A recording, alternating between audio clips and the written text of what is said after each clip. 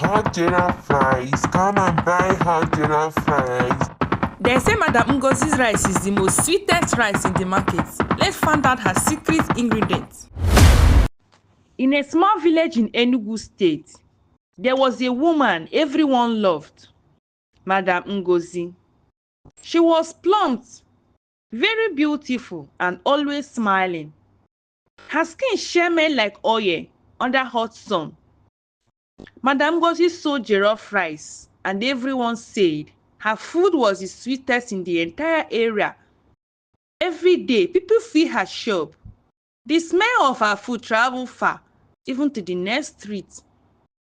Madam Ngozi, this rice is too sweet, oh, the villager would say. She would smile softly and reply, "Na God hand dey my food, oh." Even when the market was quiet, her store was always full. Some customers would spend their last money just to buy a small plate of her rice. Other rice sellers began to complain, saying, "This woman must be using juju, oh." One urged, "No food could taste this good on its own," but no one could prove anything against her.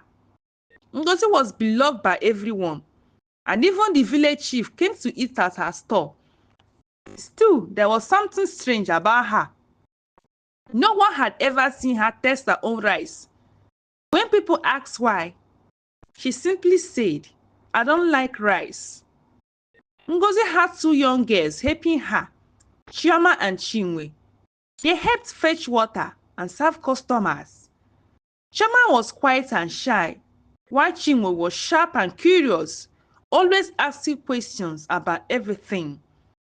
One afternoon, Chinwe noticed something odd. When she cleaned the big pot, she saw a red mark inside it, like a stain that refused to wash away. She told Chioma, but Chioma shrugged it off, saying, "Forget it. Maybe it's just a palm oil." However, Chinwe's heart was uneasy.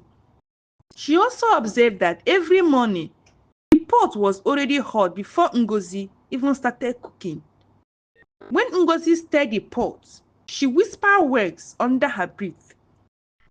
Make them eat and remember me. One evening, after all the customers had left, Ngozi told the girls, "We should go home early today.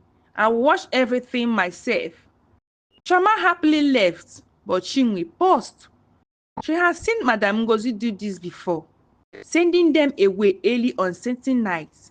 Her intention told her something was wrong. That night, she pretended to go home, but hid behind the store. The moon was bright and the market was quiet. Chinwe waited, her heart racing. After some time, she saw Madam Ngozi come out again. The woman locked the door, lighted a small lamp, and began to hum a slow song. Chinwe peeped through a small hole in the wall. What she saw made her heart shivery. Ngozi stood before a big black pot, whispering strange words. She pulled out her powder and squeezed it into the food. The rice turned darker and began bubbling, even though there was no fire. Chinwe gasped and quickly covered her mouth, not wanting Madam Ngozi to hear her. The smell that came out from the pot was strong, sweet, and strange, all at once. Overcome with fear, she ran away, shaking all over. That night, she couldn't sleep. The next morning, she did not come to work. When Chioma asked, "Madam, where is Chinwe?" Madam Ngozi merely smiled and said, maybe she went to visit her family. But Chioma's heart grew heavier. That same morning, the pot was already boiling again, even though no one had lighted the stove. As days passed, people rushed to buy Ngozi's food, laughing, dancing, and spending all their money at her store. Some even stopped eating from their wife's pot at home. Soon, strange occurrence began to take place. People started dreaming about eating banga rice. They shouted in their dreams, "I want banga rice! I want banga rice!" Ngozi smiled at them, saying, "Eat, my child." But when they woke up, they felt weak, yet hungry for her food again. Chama noticed that Ngozi's eyes looked different now, shining red when the sun hit them. Sometimes, when she stirred the pot, Chama thought she saw faces in the rice, as if people were calling for help. One night, heavy rain fell, and Chama couldn't sleep. She heard humming outside, a soft song she recognized. Looking out the window, she saw a faint light coming from Ngozi's door. Her fear couldn't hold her this time. She went quietly, her face splashing through the puddles. Peering through the window, she saw Madam Ngozi standing over the pot, both hands raised. The red glow glowed in her hands, and the pot bubbled loudly, even without fire. Ngozi smiled and whispered, "Let them eat and remember me." Chama's breath caught in her throat. She stumbled backward and fell into the mud. Ngozi turned sharply, as if she had heard her. For a moment, their eye met through the window. Chama ran as fast as she could, her heart pounding like drums. By morning, the sun rose softly over the village, and Ngozi's store was already open. The sweet smell of her food filled the air. People lined up, happy as always. But on the wall, beside her door, were three words written in red that no one could explain. The hunger lives. The village was quiet after Chinwe disappeared. People talked about her for few days, but then they forgot. The smell of Madam Ngozi's food was too sweet to care about anything else. Chama tried to stay away from the store, but she couldn't resist. Ngozi treated her kindly, always smiling and calling her "my daughter."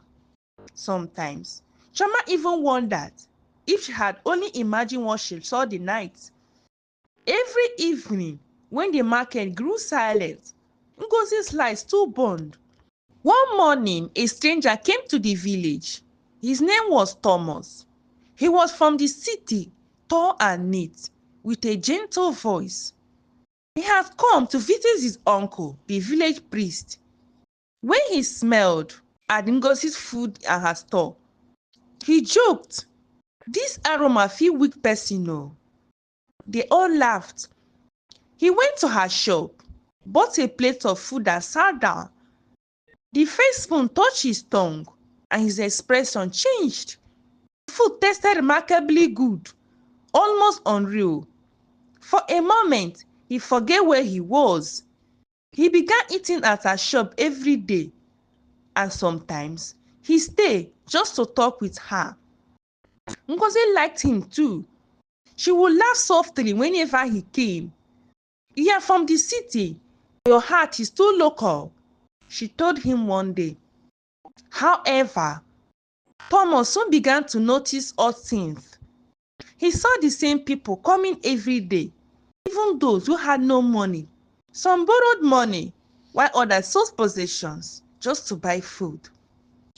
Sometimes, after eating, their eyes would turn glassy, as if they were half asleep. One night, he walked past the market late. From afar, he saw Ngozi's store glowing faintly, thinking she had gone home. He approached.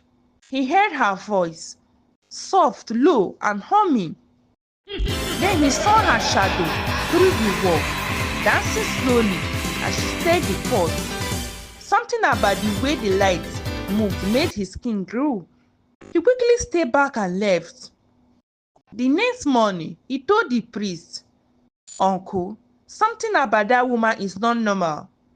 The priest frowned and replied, "We have all felt it, but everyone is too afraid to talk. Hunger is a strong spirit, my son. When people find food that feeds their soul, they no longer question how it's made."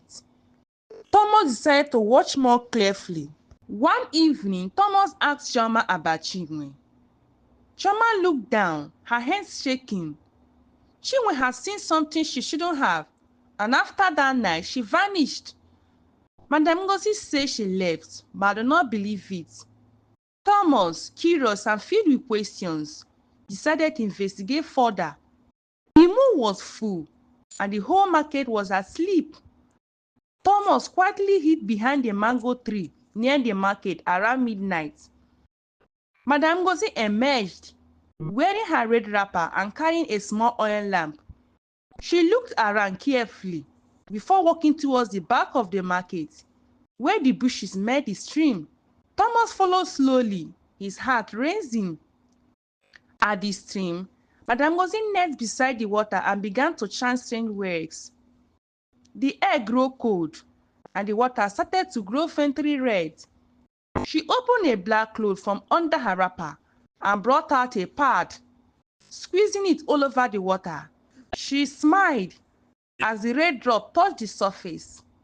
"The river mother, bless my food," she whispered. "Let them eat and never stop." Thomas' eyes widened in shock. He accidentally stepped on a dry stick, which cracked loudly. Ngozi froze and said sharply, "Who is there?" Her eyes glowed faintly in the dark. Thomas stopped behind a tree, holding his breath. Ngozi looked around for a moment before laughing softly. "Curiosity will feed you too," she murmured, then walked away into the shadows.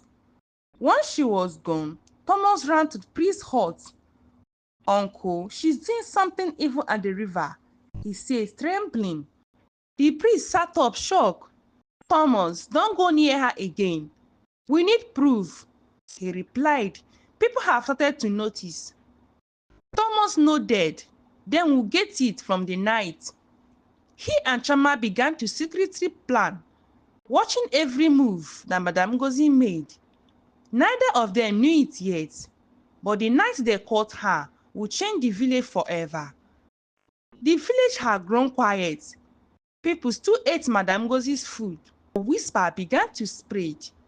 Strange dreams, weak bodies, and shadows moving in the corner of the market. Thomas couldn't rest. He knew there was more to the story. Each night, he watched Madame Ngozi shop from a distance, observing her enter and leave like a spirit. One morning, he met Choma near the stream. She looked pale and scared. "Choma," Thomas said softly, "you know something? Tell me the truth." Tears filled her eyes as she whispered, "I saw her. She put something inside the rice. I saw it with my own eyes." Thomas' face hardened. "Can you prove it?" Choma nodded slowly. "I can try. Yes, I can try." That night, Choma hid a small phone behind the cooking pot. Her hand shook as she pressed record. Ngozi was humming again, her wrapper tied tightly, sweat on her face. She opened a small black cloth from under the table, revealing a waist pad. Without hesitation, she squeezed the thick red blood into the bubbling jollof rice, her eyes half closed, smelling like someone who is possessed. Mama nearly screamed, but she stayed quiet until Ngozi left. Then she grabbed the phone and ran to Thomas' house, her hands raising. When Thomas watched the video, he couldn't believe what he saw. "This woman is evil. This woman is evil," he exclaimed.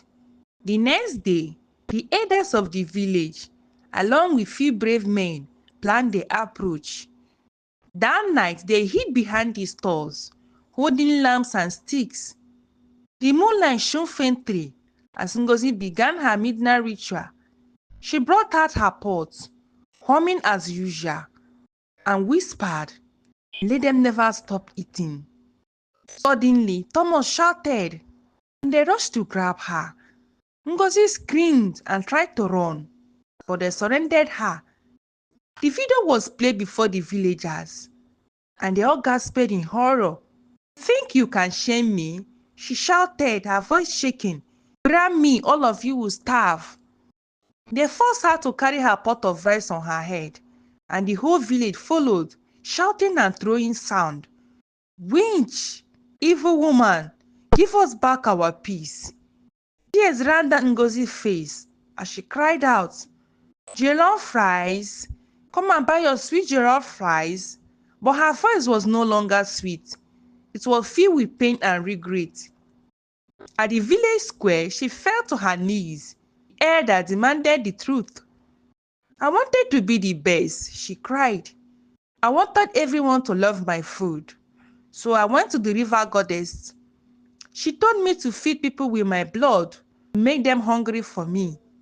I obeyed her. I killed Chinwe because she found out. Please forgive me. The crowd shouted angrily, and the chief raised his hand. You are no longer welcome here. From this day, you are banished from Enugu State. Never return. Ngozi was dragged to the edge of the forest. She turned one last time, her eye filled with tears and hate. You can chase me away, she said, but you can't chase hunger. I will always find somewhere new. Then she disappeared into the forest, her paws still stinging. Weeks passed, and the market was quiet again. No one wanted to eat jollof rice anymore. Even the smell made people shiver. But Choma refused to live in fear. She opened her own store, clean and bright. This rice is pure, she told them. Slowly, people began to trust her, and her food became famous, not because of magic, but because of her hard work and good heart. Thomas stayed few more days, helping her clean the shop. When he finally left for the city, he looked back at the market and smiled faintly. He had saved the village from the curse. Thanks for watching.